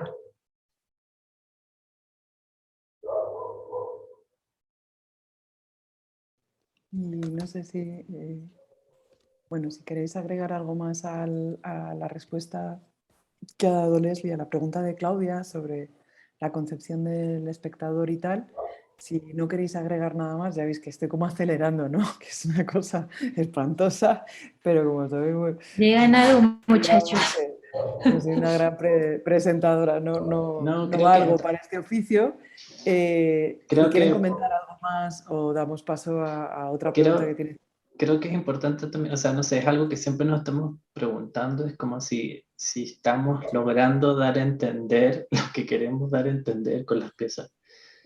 Y ahí sí que nos preocupamos un montón del espectador. O sea, creo que es nuestra principal preocupación del espectador en ese sentido. O sea, si estamos siendo suficientemente claros o si se va a entender el proceso, porque igual son piezas, o sea, hay piezas que son muy complejas y como que, bueno, necesitan... O sea, el códex al final tiene un booklet asociado, porque era un montón de información que si no, no iba a estar...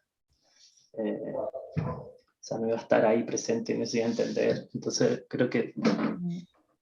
Sí, ya es que un eso punto también muy, es súper muy importante. delicado, O sea, yo creo, en este tipo de trabajos, ¿no? O sea, hasta Sí. donde la comunicación, hasta donde la pedagogía, hasta donde la experiencia en crudo en la sala o como ir exactamente. equilibrando. Uh-huh. todos esos factores que forman parte de la pieza, de la obra y de la experiencia que se tiene Sí. de ella.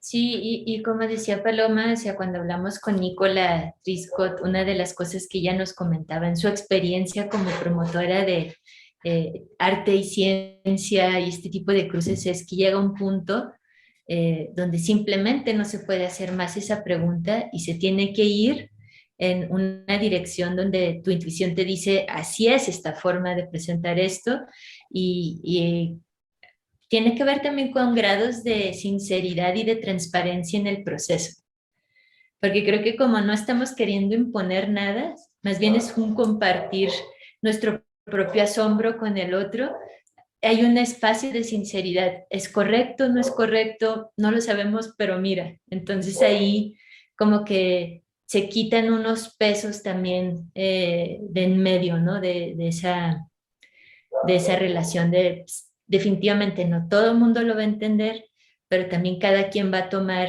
de ahí lo que pueda apropiarse para sí mismo y eso ya es así como de, sí, funcionó. Alguien se apropió algo, perfecto. Sí, hay Bueno, unos además, momentos, perdón, sí, por favor, pues. no, que iba a decir que como tenéis un trabajo pedagógico también, lo cual es muy interesante, y están los talleres, digamos que hay muchas posibilidades, no solo del el espectador o el interactor con la pieza, sino también con el propio proceso de trabajo, ¿no? Con los materiales, que eso me parece una parte muy, muy bella y muy rescatable.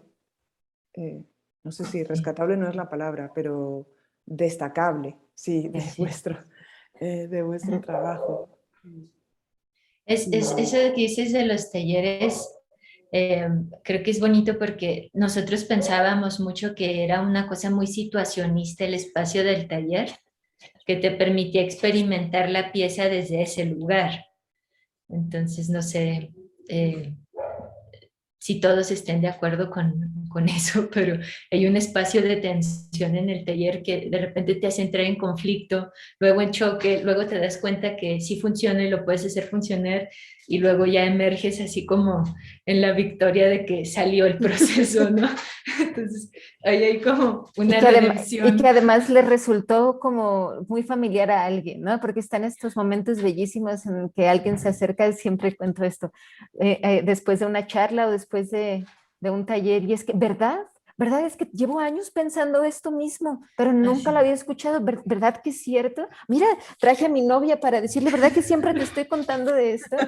Y la novia así de, sí, tiene años, así como de, y me encanta porque empieza, ¿no? Y amistad de 3 años, amistad hasta hoy, ¿no? Como, y así, es, aquí hay una pregunta bellísima de Mónica que dice, ¿cómo saben que una pieza ya está terminada? Me dio muchísima ternura porque las piezas creo que nunca hemos terminado ninguna pieza, creo que solamente las entregamos porque es el momento de entregar, pero creo que siempre hay algo, la búsqueda, sí. El otro día justo teníamos esta charla con Les, ¿no? Y decíamos, bueno, hagamos una revisión desde el principio de todas y hagamos todo eso que se quedó sin hacer o que quisimos hacer, y decía Les, ¿no? Pero entonces, ¿qué vamos a hacer en el futuro, no? Si volvemos otra vez al pasado, ahora, ¿qué vamos a hacer en el futuro? Sí. Pero sí, es así. Es un delivery de prototipos, realmente, ¿no? Al final todas las piezas son el prototipo de la posibilidad y una línea de limitaciones como que la tecnología haga al mínimo básico lo que fue pensada que tenía que hacer, ¿no? Entonces, sí, es un punto de descanso.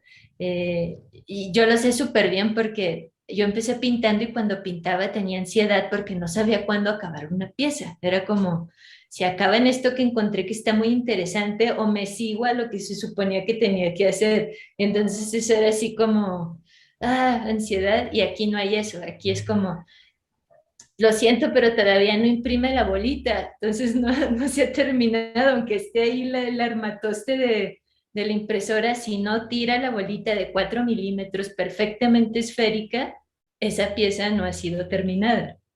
Entonces ya ahí uno se salva. Sí, yo creo Hay que un son, límite. uno aprende ahí, pues no sé, porque a mí me cuesta un montón, acabamos de entregar códex y yo siento que todo lo que hice está mal, pero es una cosa personal y que claro, tenéis como que aprender a desprenderte, ¿no? O sea, como si está bien, esto era lo que había que hacer, está todo ok, está todo logrado y bueno, ya la próxima vez ya será mejor, o sea, se arreglarán, pero claro, todo es perfectible, entonces al final yo diría que son etapas, ¿no? Claro, Esta etapa todo se es acaba aquí, perfectible. pero bueno, puede venir otra. La Sí. búsqueda continua. Y el gesto queda impreso en esa primer delivery de la pieza, ¿no? Porque también estamos hablando de arte, no de tecnología.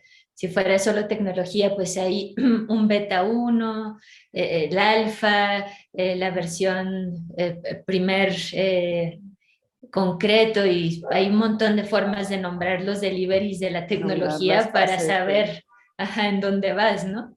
de Y aquí sí producción. llegué, exacto, y aquí sí llegamos al B1, que para llegar al B1 nos tomó el 0.1, el 0.2, el so on and so on, ya es así como de, ah, perfecto, está avanzando. Y yo creo que comunicación especulativa, la que se presentó en Berlín, fue primera vez que dijimos así como, esto es. Parece como la primera vez que fue porque hubo un consenso como, sí, se ve bien, funciona bien, está bien, pero eso fue después de 4 años de trabajo, Sí, como 4 son versiones. sí, como pequeños doctorados, son esas piezas, es así como los 3 años de planteamiento, luego hay que hacer la tesis, y ya tiras el delivery, El doctorado no formal. el doctorado no formal, sí, y que Sí, eso que es algo, hablábamos el otro día de eso, educación formal, no formal. Y pregunta, perdón, no, la pregunta de Cintia está muy bien porque sí. así digamos, no dejamos fuera que ella pregunta qué otros artistas mexicanos llaman su atención o con quienes han colaborado. Aunque Colaborado, otra pregunta de Cintia antes es, primero, si los integrantes de Interspecific han cambiado a lo largo del tiempo, ¿no? Que sí lo han hecho. sí, bueno, se han sumado, así como ha crecido la familia en ese sentido.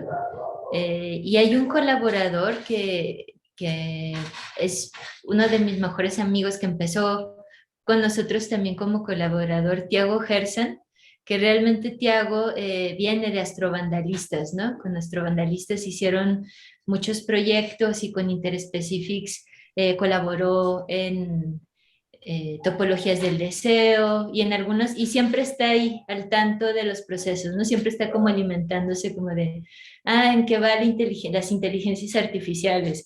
Ya resolvieron esto. Entonces, si bien ya no es, lleva una práctica como de trabajo, porque así lo requería también como su vida personal, como un distanciamiento de la tecnología y un abrazo de los procesos más analógicos, que en eso está él. Todos los demás ha sido un proceso de crecer, de suma, y es lento, como dice Felipe, creo que va a seguir siendo lento, porque antes que la cuestión laboral está mucho como lo afectivo y toda esta otra parte, y pues ahorita todos estamos en unas dinámicas un poco complejas, ¿no? Entonces, por un tiempo se va a mantener así. Y lo de los artistas, ¿quieren mencionar algunos artistas interesantes que son de su interés mexicanos? Colaboramos. Tania Candiani, hemos colaborado. ¿Con quienes han colaborado y que llaman su atención? Que entiendo artistas que os guste su trabajo, ¿no? Artistas electrónicos mexicanos. Pues así de colaboración, o sea, como hemos trabajado en algunos procesos con Tania Candiani y de hecho estamos ahorita como también platicando sobre un nuevo proceso y creo que es de las artistas mexicanas con la que hemos tenido como una relación de trabajo de ese tipo eh, más profunda. Eh, que nos interesen hay muchos artistas mexicanos que nos interesan. Bueno, Marce. Respetamos muchos, exacto. Respetamos mucho ese trabajo. Aquí. Venga, el name dropping. Ani, no sé quién les parezca a ustedes, porque luego es los que se dicen, los que no se dicen, no me quiero quedar corta de nadie. De la Claro, juventud. Sí. es una pregunta un Bien, poco entonces, capciosa. la juventud. Digo, igual bien intencionada, Cintia, pero claro, es un compromiso como, ¿y qué tal si se, no? No están grabando. Se queda grabado. Hemos Pero bueno, hemos encontrado a lo largo de estos años que hay muchísimos artistas mexicanos reconocidos. O sea, México es como en donde quiera que vamos, siempre hay un gran recibimiento, tienen un grato recuerdo, una relación muy estrecha con el circuito artístico mexicano, a donde quiera que vamos, ya sea por generaciones anteriores, por generaciones como muy nuevas, pero realmente siempre estamos como muy bien parados, la verdad, dentro del circuito artístico internacional. Y somos muy queridos, o sea, donde quiera que llegamos siempre somos muy queridos, siempre nunca falta de, sí, ¿conoces? No, sí, claro, claro que sí lo conozco, es mi amigo, y así, porque me encanta, y sí, entonces... todos son nuestros amigos, Y hay como básicamente. una hora así muy amistosa, muy... Todo el circuito del arte electrónico mexicano, desde los más jóvenes hasta les más viejos, les conocemos, les respetamos y les queremos. Sí. Y últimamente pues está Concepción Huerta, está Malitzin Cortés, está Arjan Guerrero, que hemos estado ahí colaborando en algunas cosas de teorías, de medios. Y obviamente Milena Pafundi, que no es mexicana, pero vive acá en México y ya también se le quiere como mexicana. Nika Milano, y pues obviamente todos los grandes precursores de estas prácticas, así como Iván Abreu, Arcángel Constantini, Iván Puig, Gilberto Esparza. Básicamente estamos influenciados, estamos pues conectados a esta misma dinámica de crear proyectos desde Latinoamérica, desde México. Obviamente hay una cantidad de artistas, ya ni siquiera diría de México, de Latinoamérica, que no son súper relevantes y súper importantes. De hecho, hay un libro bellísimo de Joanna Page que les voy a compartir ahorita, que es un recorrido por toda Latinoamérica, por arte electrónico de toda Latinoamérica. Se los comparto por aquí tenemos la fortuna de participar, y hay otros increíbles de todo Centro y Sudamérica también. Muchas gracias, Paloma. Pues aquí sí, bueno, con esto habríamos finalizado la sesión de hoy del seminario. La verdad, ha sido una sesión para mí muy bonita y que he disfrutado mucho, y que espero, bueno, que a ustedes les haya gustado también. Y darles muchísimas gracias, ¿sí? A las tres, Feli, Paloma, Leslie, por habernos acompañado, ¿no? Además, durante 2 horas, que son sesiones muy, muy largas, muy intensas, y bueno, desde luego, daros las gracias, y invitar, bueno, a la gente que nos está viendo, pues que se apunte a la próxima sesión del seminario, ¿no? A compartirla con nosotras. Y bueno, poco más. Gracias a ti, Paz, por la invitación. Un grandísimo abrazo. A todos. Gracias por la invitación. Y muchas gracias también. Disfrutamos mucho. Un abrazote. Alegro. Nos vemos pronto. Muchas gracias a todos. Todas. Gracias. Gracias, hasta pronto. Gracias. Hasta pronto.